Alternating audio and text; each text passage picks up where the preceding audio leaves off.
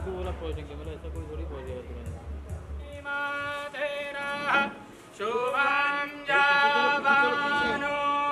परम पूज्य गुरुदेव भगवान की सभी लोग खड़े होकर स्वागत करेंगे, वंदन करेंगे, अभिनंदन करेंगे।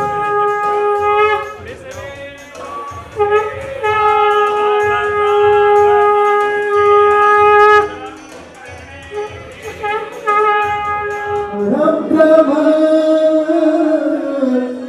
तस्मै श्री गुरुवे नमः। बोलिए श्री गुरुदेव भगवान की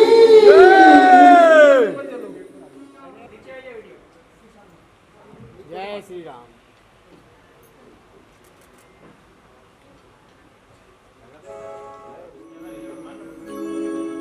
क्या कभी अंबर से सूर्य बिछड़ता है, क्या कभी बिनवा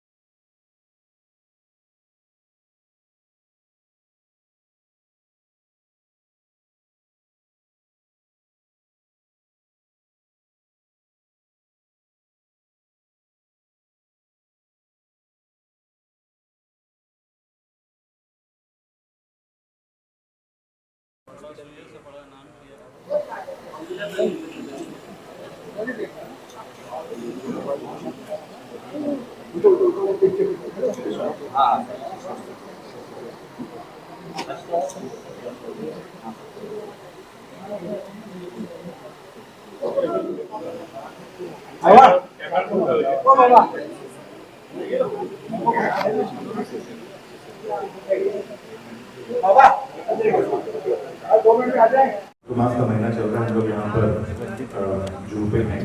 तो चतुर्मास में जो लोग यहाँ पे, और आज आप श्री यंत्र के बारे में बताएंगे कि उसकी पूजा कैसे करनी चाहिए, और आप मुंबई में बता रहे हैं, तो आपका आगमन जो है उसके बारे में मीडिया को, बॉम्बे की मीडिया को क्या कहना चाहेंगे? करने के लिए तैयार हो, ऐसे धर्म को हम धर्म के रूप में स्वीकार करते हैं, और इस तरह के भावना से भावित ऐसे धर्म से उपासित प्रत्येक धर्म का कल्याण हो, ऐसी हमारी भावना रहती है। और उसी धार्मिक भावना से ओत होकर के इस वर्ष का शंकराचार्य बनने के बाद ये पहला हमारा चातुर्मास है, जो मुंबई माई आई, मुंबा माई आई, जहाँ मुंबा माई आई का मतलब यहाँ माँ भी होता है, और आई का मतलब आना भी होता है। जहां मुंबा मां यहाँ कृपा करने के लिए, अपना वात्सल्य और करुणा देने के लिए इस महामाया की नगरी पर विराजमान है, प्रतिष्ठित है। ऐसी नगरी में जिसका स्वरूप यदि हो गया है माया नगरी के रूप में हो गया है, हम चाहते हैं ये मुंबई नगरी अध्यात्म नगरी के रूप में जानी जाए, धर्म नगरी के रूप में जानी जाए। और हमारा उद्देश्य इस बार का चतुर्मास करने का वही है, क्योंकि धर्म ही समाधान दे सकता है, धर्म ही सद्भावना दे सकता है।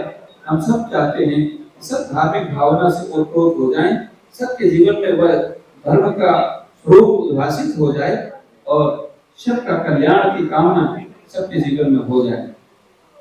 यही बात आज श्रीयंत्र की अधिष्ठात्री भगवती ललिता माता त्रिपुर सुंदरी राज राजेश्वरी है, जो राजाओं की भी राजा कही जाती है। ऐसी भोगश्च मोक्षश्च कलस्ते हो, जो भोग भी देती है और मोक्ष भी देती है। ऐसी श्रीयंत्र की अधिष्ठात्री महालक्ष्मी यहाँ पर विराजमान है, मुंबा भैया विराजमान है। मुंबा देवी में भी श्रीयंत्र की आराधना होती है और आपका जो महालक्ष्मी का स्थान है, मंदिर है, वहां भी ये आराधना होती है। श्रीयंत्र की आराधना को हम श्री विद्या कहते हैं और श्री विद्या की आराधना अद्भुत है, क्योंकि ये भगवती राज राजेश्वरी ललिता महात्रिपुर सुंदरी की आराधना, ये आराधना माता पद्मावती की आराधना है, ये आराधना मां राज राजेश्वरी की आराधना है। तो ये आराधना सभी देवता करते हैं, ऐसा कोई देवी नहीं, ऐसा कोई देव नहीं जो भगवती ललिता महात्रिपुर सुंदरी की आराधना न करता। सबके द्वारा उपासित ये भगवती हैं, अर्थात सभी देवों को, सभी देवियों को शक्ति देने वाली यदि कोई दिव्यता से भरपूर मां भगवती है तो भगवती ललिता महात्रिपुर सुंदरी। इनके जो सहस्त्र नाम हैं, एक एक नाम में हजारों हजारों सहस्रों लीलाओं का स्वरूप उनके अंदर समाहित है, जिनके एक एक नाम में अनंत अनंत समस्याओं का समाधान करने का सामर्थ्य विराजमान है। ऐसी अष्ट देवियों के द्वारा ये ललिता सहस्त्र नाम अष्ट देवियों के द्वारा विरचित हैं। तो उन ललिता महात्रिपुर सुंदरी की महिमा आप देखिए कि आज यहाँ पर मेरे अत्यंत आत्मप्रिय थे गोपीनाथ जी मुंडे, जो गोलोकवासी हैं, वो मेरे अत्यंत आत्मप्रिय थे, जो राजस्थान के प्रभारी थे। आज उनकी बेटी, आज वो मेरी अत्यंत प्रिय इसलिए है क्योंकि वो श्री विद्या की उपासना में बड़ा भाव रखती है। और आप समझिए कि ललिता महात्रिपुर सुंदरी का आकर्षण देखिए कि वो आज अपने सारे कार्यक्रमों को व्यवस्थित करके और आज ललिता सहस्त्रार्चन करने के लिए यहाँ पर उपस्थित है। ये आज जो श्री विद्या की दीक्षा भी हम उनके लगे, तो ये श्री विद्या की आराधना सभी प्रकार की कामनाओं को पूर्ण करता है। हम भी चाहते हैं घर घर में मां ललिता महात्रिपुर सुंदरी की आराधना, जो भगवत आदि शंकराचार्य जी ने वेदों से शास्त्रों से गुणोत्तम स्वरूप में जो थी उसे निकाल करके उद्भाषित किया है जगत के कल्याण के लिए। और इस नॉर्थ इंडिया में कोई जानता भी नहीं था। हमारे जो बड़े गुरु जी थे धर्म सम्राट करपात्री जी महाराज, धर्म सम्राट करपात्री जी महाराज इस विद्या को लेकर के यहाँ पर आए और उस विद्या को और भी अधिक विकसित किया। तो हमारे पूज्य गुरुदेव जगत गुरु शंकराचार्य ब्रह्मलीन जगत गुरु शंकराचार्य स्वामी स्वरूपानंद सरस्वती जी महाराज ने किया। आज हम भी चाहते हैं कि वही मां जगदम्बा की आराधना उपासना सभी लोग भाव से भावित होकर के करें।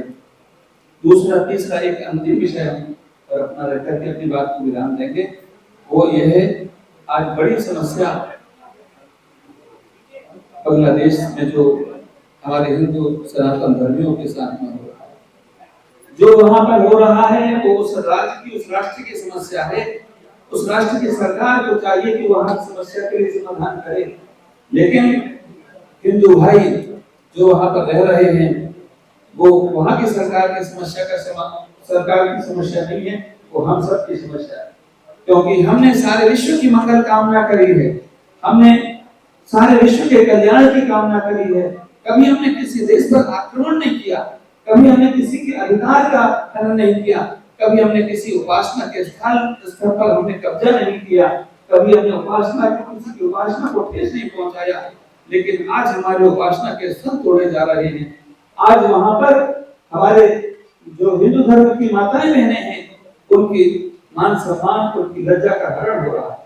आज वहां पर और जो हिंदू भाई हैं उनको सताया जा रहा है। ये निश्चित रूप से हम उदार चरितानां वसुधैव कुटुंबकम् की अवधारणा रखते हैं, सबकी मंगल कामना करते हैं, लेकिन जो हमारे हिंदू भाई हैं उनकी भी हमें चिंता है। उनके साथ जो हो रहा है उसके लिए एक धर्माचार्य होने के लिए, आज सनातन धर्म के सर्वोच्च पद पर विराजमान होने के नाते आज हम भारत की सरकार से इस ओर हम अपना ध्यान भी आकर्षित करेंगे। साथ ही साथ में एक बात आदेशित करके भी कहेंगे, क्योंकि हमारा अधिकार है आचार्य होने के नाते कि वहाँ के जो हिंदू भाई हैं उनके रक्षा सुरक्षा भारत की सरकार सुनिश्चित करे। उनकी रक्षा सुरक्षा करना भारत की सरकार की जिम्मेदारी है। भारत की सरकार इस दिशा में कार्य कर रही है। हमें पता है जो वर्तमान सरकार है वो संपूर्ण विश्व में और शांति चाहती है, समाधान चाहती है, साथ साथ में सनातन धर्म का प्रचार और प्रसार इसलिए हो रहा है क्योंकि सनातन धर्म ही सारे विश्व को शांति और समाधान और सद्भाव प्रदान करेगा। और इस हेतु हमारी जो वर्तमान सरकार है, मोदी जी हैं, वो भी इस दिशा में काम कर रहे हैं, लेकिन हम चाहते हैं और भी अधिक जो कार्य करने की आवश्यकता है उस दिशा में काम हो, ताकि हमारे सनातन धर्मियों की, हमारे जो वहाँ की माताएं बहनें हैं उनकी रक्षा हो, सुरक्षा हो, और साथ साथ में वहाँ के उपासना के जो स्थल हैं उनकी भी रक्षा सुरक्षा हो। यही हमारी भावना। धर्म के अवतार थे, लेकिन पांडवों ने विदुर जी को हमेशा उनकी भावना को, उनकी नीति को, उनके धर्म के स्वरूप को तिरोहित किया, तो उनका विनाश हो गया। लेकिन पांडवों ने धर्मराज युधिष्ठिर के धर्म के आग्रह को स्वीकार किया, उनके दिशा को, निर्देश को स्वीकार किया, उनको विजय प्राप्त हुई। तो समझने वाली बात यह है कि राजनीति धर्म से दिशा प्राप्त करे, धर्म से ही समन्वित हो जाए तो संपूर्ण राष्ट्र का ही मंगल हो जाएगा, राष्ट्र का नहीं सारे विश्व का मंगल हो जाएगा।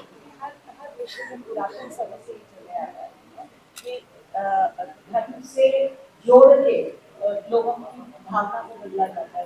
जैसे अगर कभी कोई प्रेग्नेंट लेडी हो तो उसको बोला जाता है कि सूर्य फिर गड़ेगी, तो उनको जल्दी समझ में आएगा।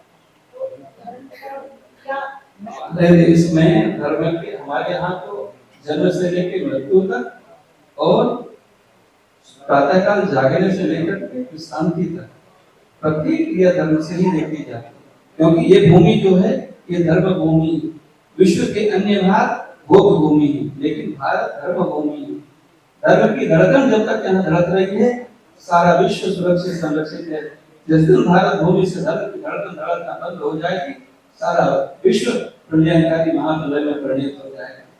भारत भूमि की यही महत्वता है कि यहाँ धर्म है, भगवान का अवतार भी इस धर्म भूमि पर होता है। तो आपके बात जो है बिल्कुल सही है कि धर्म ही दिशा देता है। धर्म से ही परिपूर्ण सारे समाज के लोग हो जाए तो सारे दुनिया को समाधान भारत भूमि से प्राप्त होगा। ताई, आज तुम्ही शंकराचार्याकडे आले होते, आशीर्वाद पण घेतलेत, काय?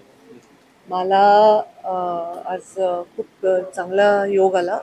माझ्या वडिलांचा आणि आदरणीय शंकराचार्य परमपूज्य शंकराचार्यजी ब्रह्मानंदजींचा खूप जुना परिचय होता। ते जेव्हा राजस्थानचे प्रभारी होते तेव्हा ते दोघं खूप भेटायचे आणि काय त्यांनी ती आठवण सांगितली आमच्या कॉमन ओळखीतल्या एकाला, आणि त्यांनी सांगितलं की गोपीनाथजी बहुत मुझे करीब थे आणि मग त्यांची मुलगी इथे काम करते असं त्यांचा म्हणल्यानंतर त्यांनी उल्लेख केल्यानंतर मी स्वतः त्यांच्या भेटीला आलेली आहे आणि आता त्यांची भेट घेऊन मी माझ्या मीटिंगला जाईन। बांग्लादेश वाले मुद्दे पे आपका? देखिए, उन्होंने जो कहा उस बात पर कोई भी प्रतिक्रिया देना मेरा उचित नहीं रहे, पर जहाँ देश में नहीं दुनिया में जहाँ भी हमारे नागरिक हैं और वो सुरक्षित नहीं है तो उनकी सुरक्षा की व्यवस्था करना ये हमारे देश के कानून कायदा और सरकार का काम।